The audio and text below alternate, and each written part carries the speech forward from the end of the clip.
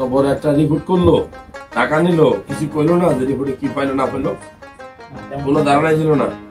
মানে অন্ডকোষের ভিতরে কি আছে না আছে, সাধারণ নরমাল না কি অ্যাবনরমাল তাও বললো না। এই তো বাচ্চা করে বুঝলি, আমরা ডাক্তাররা কথা বলতে চাই না নাকি? যাই হোক, এক একজনে একরকম।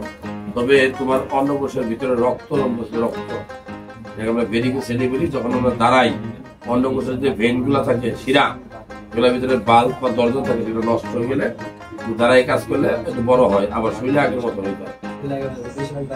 দাঁড়াই থাকে, দাঁড়াই কাজ করলে এটা আরো বেশি হবে, কেউ বা চোখের মতো লাগবে।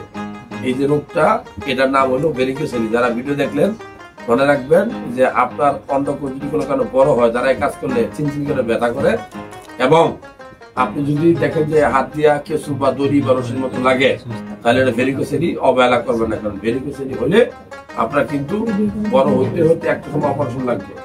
আর ভেরিকোসেলি হলে অনেক সময় বাচ্চা হইতে চায় না, কারণ শুক্রাণুগুলোর কোয়ালিটি নষ্ট হয়ে যায়, অনেকক্ষণ রক্ত জমে থাকে, ঠান্ডা হয়ে যায়, টেম্পারেচারে দিচ্ছে কি হয়।